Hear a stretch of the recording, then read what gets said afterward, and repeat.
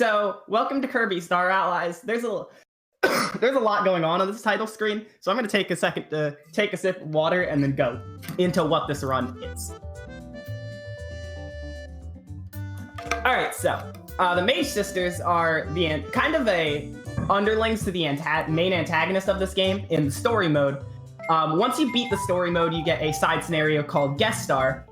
In Guest Star, what you can do is you can play as basically every type of enemy, as well as a few special characters from other Kirby games. You might recognize Marks, Magalore, just a few examples. To play as these special characters, though, you actually need to beat the mode with any of the normal characters. However, the Mage Sisters, who we're playing as today, is kind of special. In the most recent update for the game, 4.0, released in November, they introduced Heroes in Another Dimension. If you beat this mode with an A rank or higher, that's how you play. That allows you to play as the Mage Sisters in the Guest Star mode. So I'm going to be going through with them today. And I mean, looking at these characters, I think there's really one way only that I'm able to start this run. So we're going to count in on 3, 2, 1. Let's go, girls. All right. So immediately you're going to see that we don't play as all three as once, and it's actually a tag team system. So I'm immediately going to be tagging in Zan Partizan, the Electric Sister, because she has the fastest form of movement out of every character in the game. This aerial dodge is completely 360 degree, by the way, so if I'm using analog stick, I can go every angle possible, as compared to the D-pad's just 8, and it's very fast moving. A major mechanic in Star Allies is that I can throw hearts at enemies to make them my friends, so I'm going to do that with a Rocky right here, which isn't going to be immediately useful, but it'll make sense later. As I go through this area, I do need to tag in other sisters to get through obstacles, like you saw me using Flamberge a lot, the Fire Sister, to get through some ice blocks, and soon enough, there's going to be a decent showing of Francisca, the Ice Sister, once I get these two Dribblies on my side. So now we have a full party of 4. Yeah, so there's Francisca right there, gonna break these logs that are burning, which seems like eventually they just, like, char entirely, but I don't know, that's video games, so we have to freeze them ourselves. Also, we have an axe, but the first time we hit the logs with an axe, they don't immediately break, they just unfire, which I don't think that's how that works. Yeah, no. Zan Partizan's movement is just the fastest thing in this game, period. Not just of the sisters, so she moves very fast, and we can move even faster with the help of these hearts. In the Guest Star mode, there are 3 different types of hearts. 4, technically, but one of them is just all 3 hearts combined into one. There is attack up, there's like attack up hearts, defense and health up hearts. You see our health is not at the full bar. And then there's speed up hearts. We usually like to take the attack and speed if they're not too far out of the way. The health we can usually do without, although this mode can get hard for reasons you'll see in a little bit. But this train section right here is just an auto-scroller where I can have minor time saves by jumping up slopes or walls. So if you have a very quick plug, you can make it in this screen.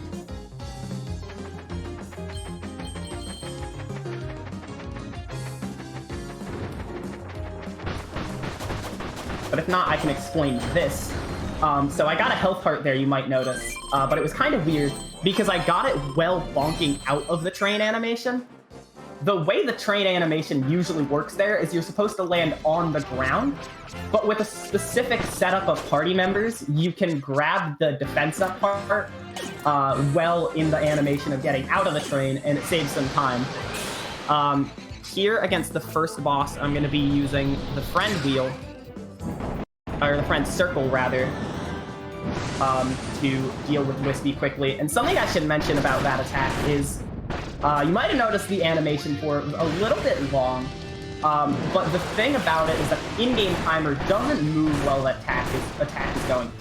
The leaderboards of this category time on the in-game timer, so although this is a marathon where we do have a real timer, I'm going to be doing strategies to help the in-game time go lower over the real time. The estimate is made in mind that I am not doing strategies to help the real timer in much ways, so we're not gonna go underestimate unless I die like 5 times. And that's something I didn't explain. Some people are mentioning in chat that my controller just stopped for half a second. People aren't mentioning that yet. But they were mentioning that I threw out all my friends just before the fight against Wispy. The way that this game works, actually, is that if you have allies with you, the bosses have higher health that scale. And for the most part, bosses die, or the AI in this game is not very good. To the point where, with the exception of one boss, which we're doing not really for the boss fight, but for the level after the boss fight, we will usually try and get rid of all our allies before going into a boss fight, just so that it has less health. Because the bad AI means that they really don't do enough damage to warrant the health scaling. Francisca's being brought out here for this little enemy arena, because she's really good with those. Okay, I'm dropping a lot of frames here, so I'll lower my bit rate a bit. Just before this boss fight, which I have to move over to now. So yeah, I'll let this cutscene run for like 5 seconds while I lower my bit rate, because it is doing not good. But this is parallel DDD. I did the wrong strat here. Hold up. I'm supposed to do another one of these friend circles. These friend circles aren't infinite. You have to recharge them. However, with all the enemies we have to kill in this run, because the arenas that you saw just before DDD are actually fairly common in this mode. Those are usually good for recharging your friend circle meter, as well as mini bosses that we'll face. So here I'm going to use this laser, which I haven't shown off yet. Something interesting about this laser that will be abused if the incentive for the arena gets met is that you are actually fully invincible during the animation of that laser attack. So even though it's not the best damaging attack, that being this attack that I was using for that whole boss fight, it's very good if you're low on health and scared, which sometimes I'm low on health and scared. So that is the end of level 1. It splits kind of main game inspired levels into 5 different segments, which are called levels. So that was the end of segment 1. And now we're moving on to segment 2, level 2, which is... You're going to see a lot of different level themes here because of the way the story mode is structured. It's kind of weird. I don't understand the story mode at all, or the story. This whole game is just kind of very odd. But I'm going to be keeping the friend I made in the mini-boss section because of something that's going to come up at around the 35-second mark on the timer, on the in-game timer, that is. The in-game timer isn't like a full timer. It resets at the beginning and acts as an IL timer for each level, but we will see the full in-game time at the end of the run, so I'll be able to tell how I did. And I did not move far enough up there. So right here, this room right here is a puzzle room that requires 2 characters, so it makes us get a character to go into the room. And that's why I kept the mini-boss that I got from the level 1, is because they are very good at this room. You can see their attacks, they tend to either jump over enemies, and their attacks don't knock back themselves. Okay, maybe this AI isn't fantastic. But it's better than the Sword Knight that was in the old strat, who liked to climb upstairs, hit an enemy with an aerial attack that would knock them back down the stairs, and then climb up the stairs again. So that's fun. Once we get to this mini-boss, though, usually when bosses are spawning or doing, like, transitions in between phases, when they hit half health, they have a very high defense. Even with the even with that though, the invincibility candy will tear through mini bosses, so that's how I was able to deal with that one so quickly. And now we're gonna hit this button and just wait a little bit. We're very close to the end of the checkpoint here. You might have remembered in level 1, I hit a checkpoint after Wispy Woods, and then the level actually ended after DDD. Each of the 5 levels has a checkpoint, with the exception of level 5. The final level has 2 checkpoints in it. And those are usually save points, so if you don't want to play this mode in one sitting, which if you're not running the mode is understandable, you can Yes, you get very high defense if you transition. So you can, since the final boss is obviously the end, there's 10 points within the mode where you can not have to continue playing. That was a weird way of describing it. I used Francisca to just plow through the fire logs in the beginning of that room, and then coming up here is kind of weird. I'm going to be trying to to get back down to the ground by using screen scrolling to kind of use a visual cue of where I am above the level. This is not the ability I wanted to use, so can I please? Thank you. I was in the right spot, but I didn't do the right ability. I wanted to do that down ability. I am messing up this wind room a lot, which is not fun, but it'll be fine.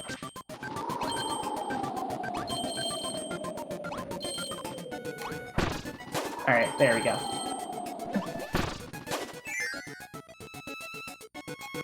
So yeah, now we're moving on to another mini-boss coming up. We're just gonna friend circle because that's easy to do. We're gonna charge it up for a while. Doesn't matter how long you charge it, as long as you charge it enough to move forward, then it's fine. Friending here like this is actually a little bit faster than just destroying the mini-bosses entirely, because explosion animations are long and not fun to deal with. I'm gonna grab the speed heart that's right here. And now, right before the boss, which is really soon, we have this very long enemy gauntlet. That's gonna be a kind of true showing, because the one back in DDD's Castle was not very difficult at all. This one has a lot more to it, but you can see kind of Francisca's true usefulness in the run. Unfortunately, Flamberge, the Fire Sister, unless you're breaking an ice block, you don't really have any reason to use Flamberge, which makes me upset because she's my favorite of the three.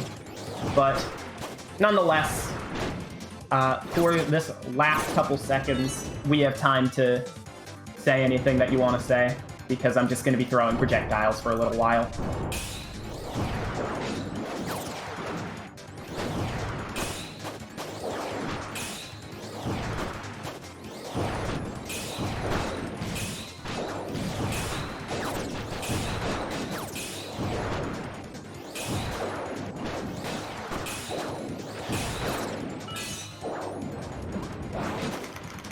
And this is an all heart, by the way. It ups all three of your stats at once. I got one last level, but didn't explain it.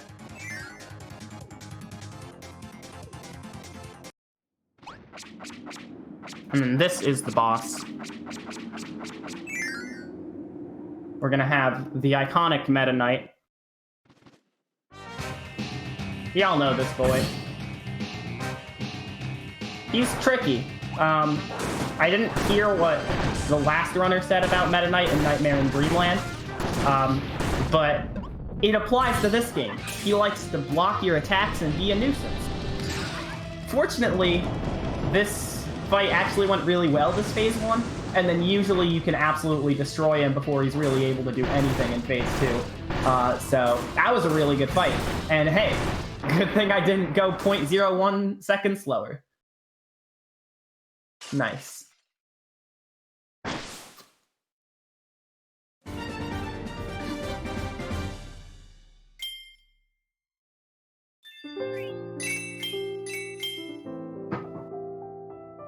The best time on the right isn't from my PB, although this game does store your PB, like your full game clear time. It doesn't actually, it shows you like splits when you beat the game, like what they're like in the in-game timer, but it doesn't save PB splits, it just saves like golds. So that's what's on the right there. Do we have time for a couple donations? Yeah, I'm not going to be doing much in the next few rooms. All right, thank you. We do, by the way, have $450 from Foof. Thank you so much. Foof149 that says, I'm curious as to what this ultimate choice thing is. And that is a wonderful question. First of all, thank you so much for your donation. So the ultimate choice is for this game needs to be met by the end of Kirby Star Allies. By meeting this incentive, the runner will play the ultimate choice, which is a boss rush arena on Soul Melter EX, the hardest difficulty.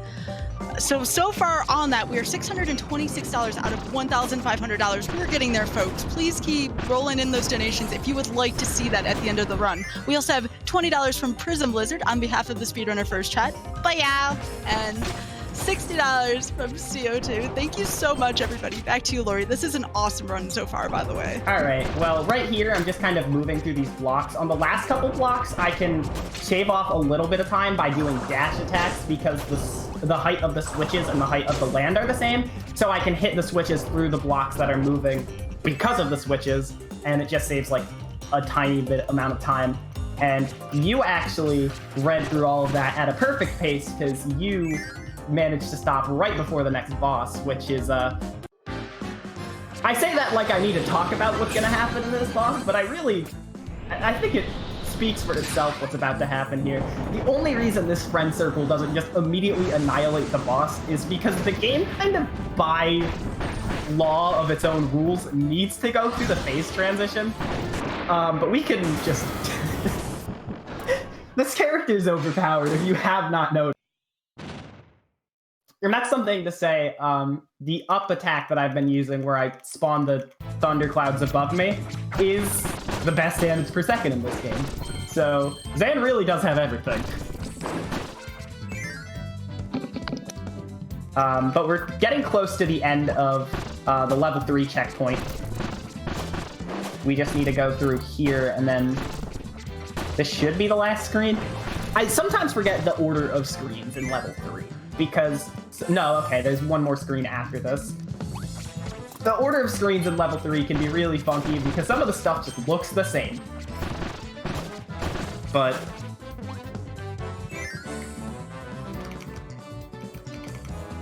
yeah, this is the last one, so I'm just gonna go through this door right here, and I'm gonna get a checkpoint.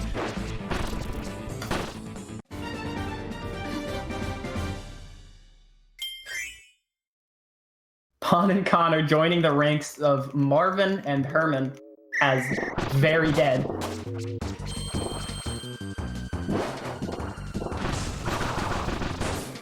But now in the second half of level 3, this screen is confusing. Get ready for one of the most confusing screen transitions of all time.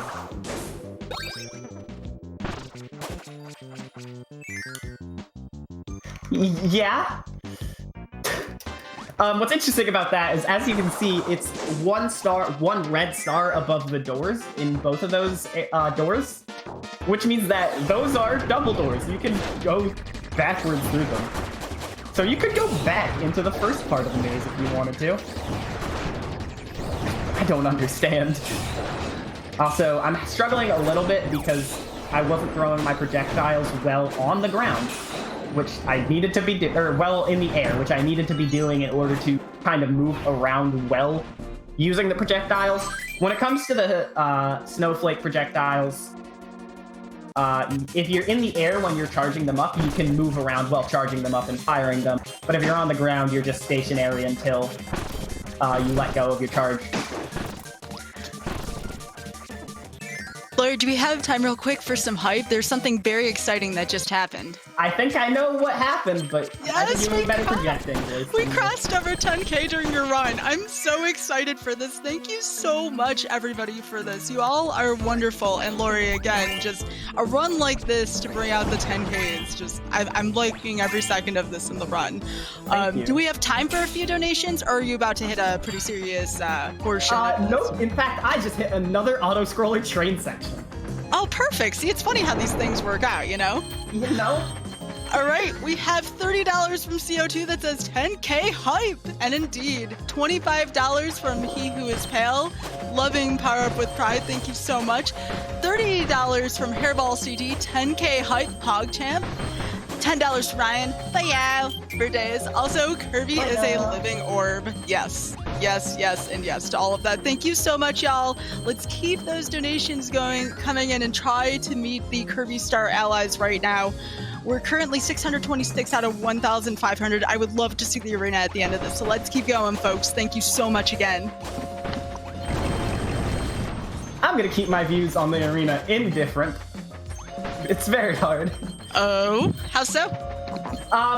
It features all of the EX bosses, and we don't get attack ups like we do, but then it also features bosses from the extra mode that don't show up in Guest Star at all. So, you get a bunch of hard bosses, you get me suffering, which I know Varen was excited about. But it is not easy. For sure. So if you want me to struggle, which I know you do, then go for that. Coming up here to end off level 3, we have a arena with some enemies.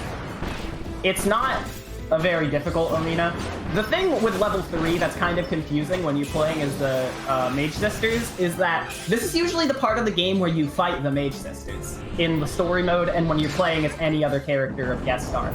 However, since, I'm obviously playing as them, I can't really fight them, because that would just be weird. So instead, we have some just kind of really easy enemy waves.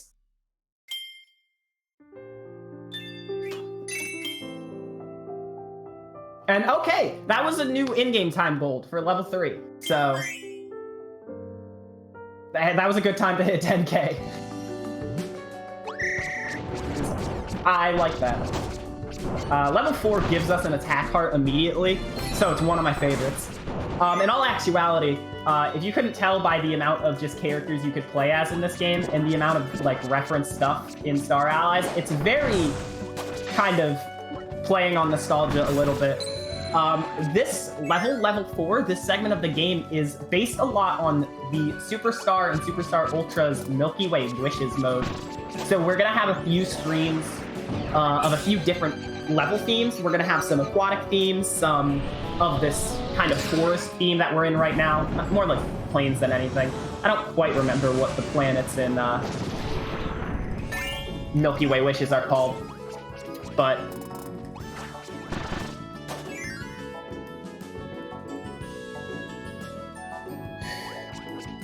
it's a nice little callback. It's a better callback in the story mode where you can see all the planets on the world map.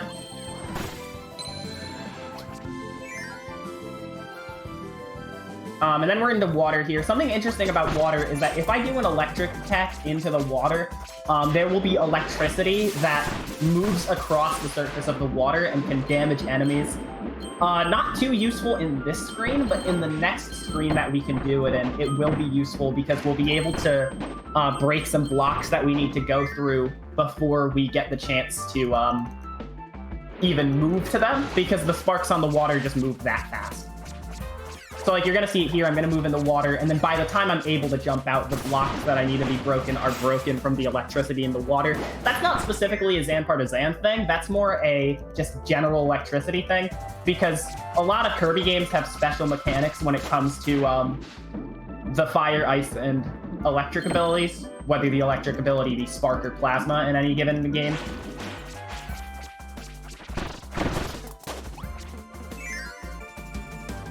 And here we have Goldon Silvox, which is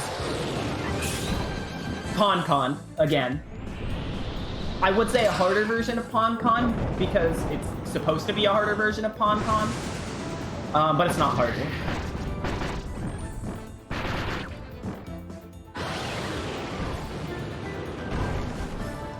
If I am in the right part of the screen when entering phase 2 like that, I can always spawn on the right side, and I can always have them come from the same portions of the left side, so that boss is actually very consistent.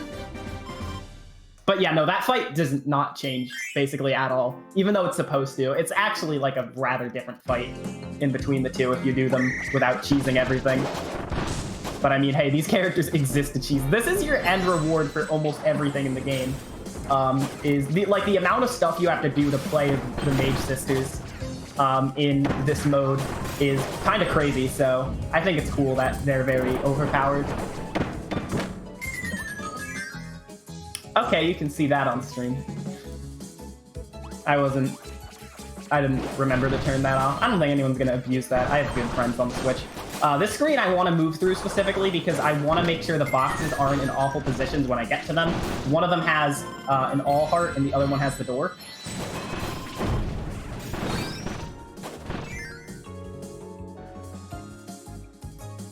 Moving here. Also, I'm hearing it myself when I'm not talking over it, but if you hear the clicking, that's because for the aerial dodging, I've been constantly mashing ZL and ZR repeatedly. I don't need to do this.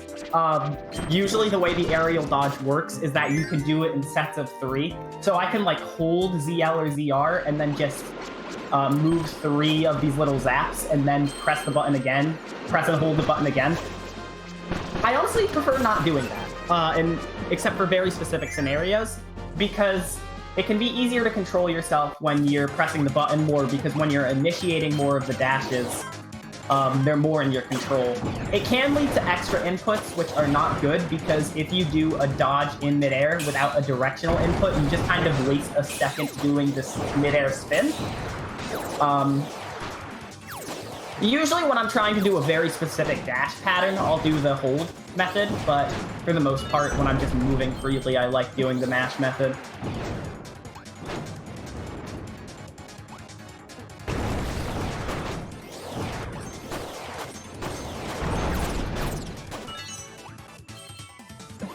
And I did not kill these enemies correctly. That's a little bit better.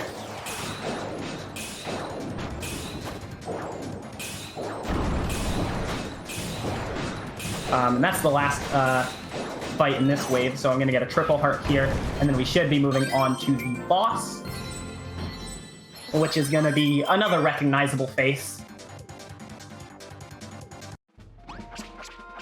I didn't mention it, but Pawn and Con, if you don't recognize those, are bosses in Kirby's Dream Land 3 for the Super Nintendo, which I've been thinking about running, actually. It's a very fun game. It's very pretty art style, but that's besides the point. We got Kracko right now. We actually have 2 Krackos, because 2 is better than 1 in a lot of cases. They still die to 1 friend circle, so it's not that much better. Especially because the second part of this boss, which is Big Kracko, has more health. Oh, I said it a little bit early. Here's Big Kracko. But we can kind of tear through Big Kracko because in this level we get 3 attack up abilities. And I don't care about that damage I just took, by the way, because we're going to get healed because this is the end of level 4. There you go. 401.47. Pretty good. I'm doing pretty good, actually. Yep, that was another gold. So we've gotten 2 golds this run. Wow. Alright, let's go into level 5. Level 5 is the longest and most difficult level in the run, as it is the last level. Good difficulty progression, I'd say. It can have some very annoying sections, especially the final checkpoint of the level is very long and can have some very mean deaths happen. So hopefully when we get there we won't. But I'm usually pretty fine with the first 2 parts of the level. So no need to sweat for a little while. Unless you're, I don't know, listening to this while taking a jog. Some people might be doing. Do people do afternoon jogs? It's a nice 3:30 here over where I am, so maybe there are people jogging. There are people jogging at all times of the day. I don't know why I'm asking this question. But moving into the end of the first checkpoint is just a very short, like a bunch of really short arenas. So I don't have much to say because they're over before I can explain the enemies I'm fighting.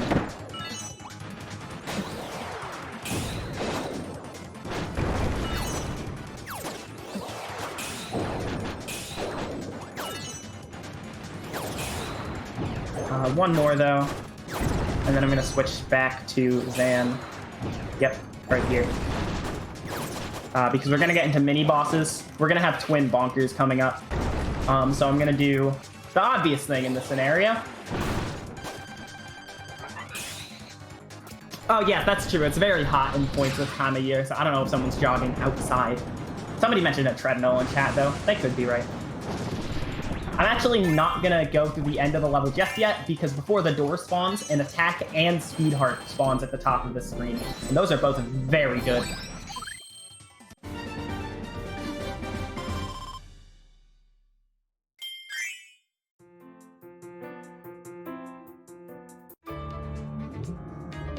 Coming into this arena, what you sometimes want is you want the two bonkers that you just befriended at the end of checkpoint 1 to help you with this fight by maybe taking out birds on one side. And it looks like blue bonkers is trying to do that. So that's not a horrible section right there because one of the bonkers was trying. It's very rare that one of the bonkers tries.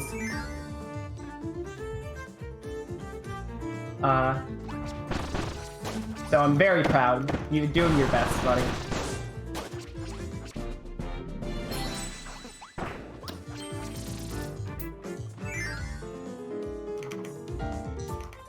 Also, I gotta say, since we have 3 characters right now, I kind of like the order of colors at the bottom of the screen. I don't know how many people agree in chat, but I think it's a pretty neat order of colors.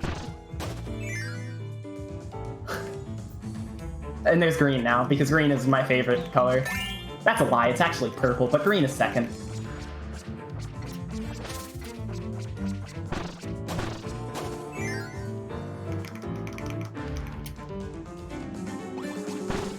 But now we have another auto-scroller, except instead of being in a train, we're in a giant wheel, because... I don't know. I really don't know, but this is an auto-scroller. So, it's just the same as any of the train sections.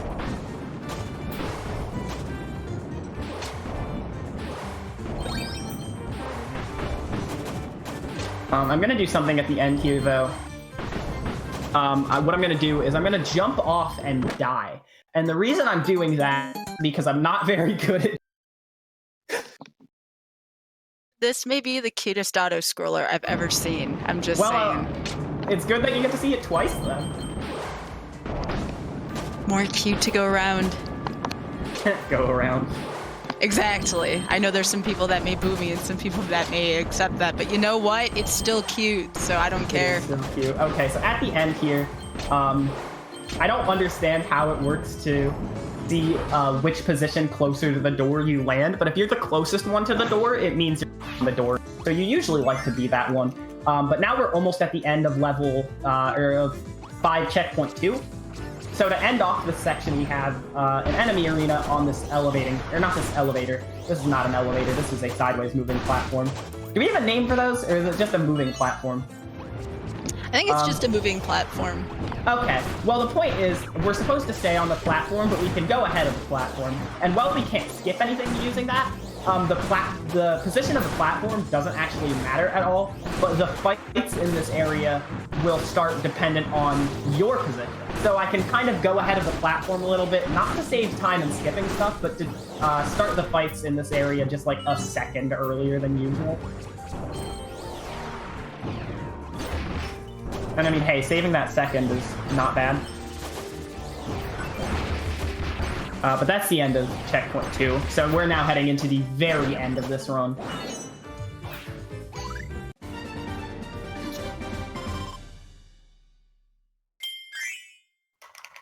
This part of the level is very hard, especially when you go the very wrong way. I was too low there.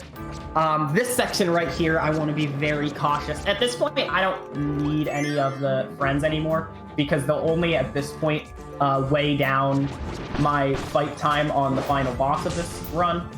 I'm going to be going for a cycle here. Let's see. Nope, didn't get it. I was very close, but I didn't get it. I want to make it to this little passage where this meat is before the block covers it while moving to the right, and it saves a little bit of time. I unfortunately got damaged while trying to go for it too, which is very scary because the lava does a lot of damage, and again, there's no healing after that piece of like meat that I just got, so whatever health I get through the next couple of screens with is the boss that is the health that I'm fighting the final boss with. This screen is pretty easy. You usually get like an overpowered thing right here, which is why there's a bunch of mini bosses just sitting around, but I don't care about them. What I do care about though is that these last couple of screens have enemy arenas in them, so I have to deal with a lot of enemies. And this is a very tricky portion of the run because a lot of these enemy arenas have these moving blocks that are on cycles, and they're not global cycles. They're just like screen stuff. So I don't have to worry too much about if one arena goes bad, but they can squish you, which happens very often. There's kind of a spooky looking thing I'll go for once at the end of this screen, which is right after this arena. So I'm gonna line myself up here. 1, 2, 3, 1, 2, 3. All right, cool. I got in the door before those blocks crushed me. I came up with that setup, that 1, 2, 3 counting I did like a couple hours ago. Like I think I did a practice run, took a nap, and then found that setup. And I messed this up a little bit. I was supposed to get to the right of these blocks before firing that laser so that I could fire the laser to kill the enemies and then just move on without having to wait for the block cycle to finish. And that's because of this cycle right here. It starts at a very weird spot, so I don't have a really great cycle for this arena because of messing up there, but I mean, hey, I still did all right. Oh, okay, that was a funny thing. Well, that's what I'm saying about the blocks, is that they like to be nuisances. But there we go.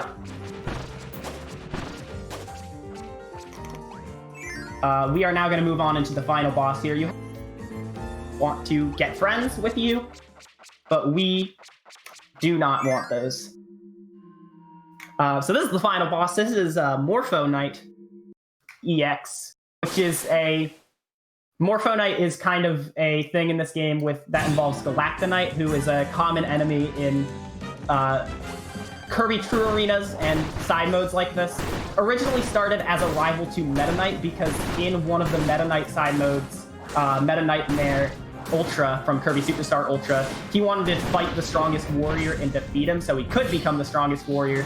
That strongest warrior being Galactonite. So obviously Morpho Knight is pretty strong, but I'm going to be able to take him out quickly, and time's going to be now. Actually, I was going to say time's going to be when he died, but I killed him a bit too quickly. So, nice.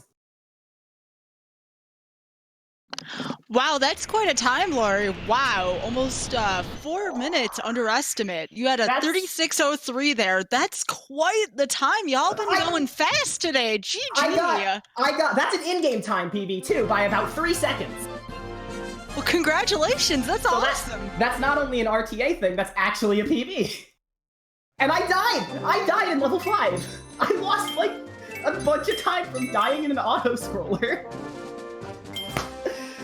Let's go. Oh my goodness, that was a really good run. Oh geez. So I guess the best thing I can do now is see if we have an update on that incentive. Was that ever met, or unfortunately it wasn't? There was a great effort put forth, and I thought it was actually going to get sent. We have $791 outside of $1,500, and we have the donation, $100 from ProfNest that says, probably a lost cause bearing a big snipe, but let's try for the Kirby bonus bosses. The community tried very hard during this. Well, you should still be proud. Yeah, I appreciate everything.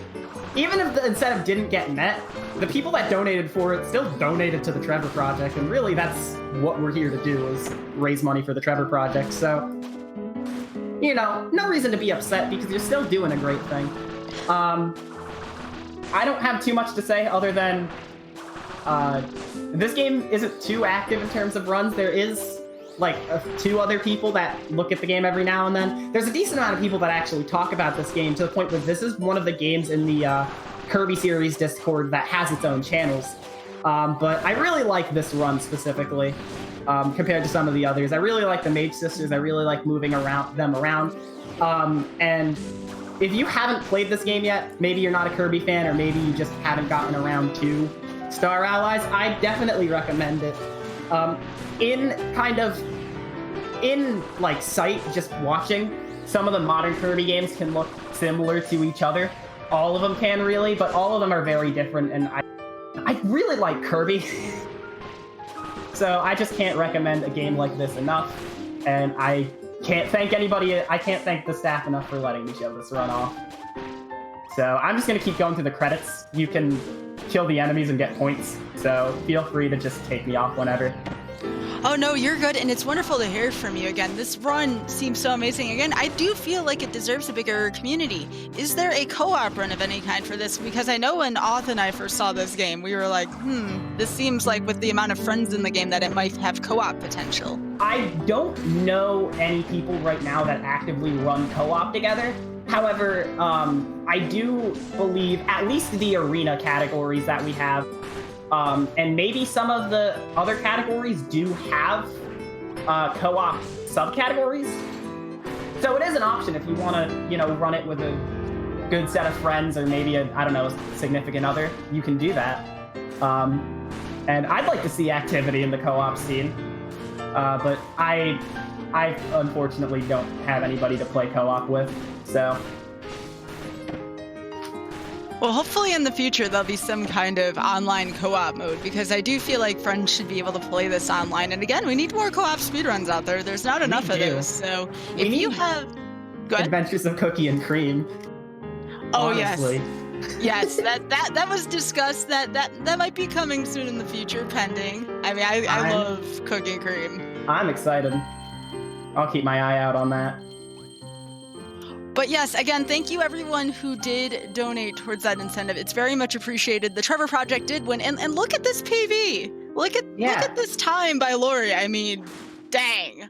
Everybody this afternoon has been going particularly fast, in a PV and a marathon especially. It's very difficult to do when you can't reset over and over to get some of that perfect time or the perfect RNG or the perfect bosses. So shout outs to Lori here for accomplishing just that in a marathon run. Very impressive. Thank you. Hey, the game just said thank you. I think with the amount of really, really specific timings that have happened in this run, I'm a bit scared that the game is haunting me. So, yeah, I'm going to say thank you, and that's all from me. Well, thank you to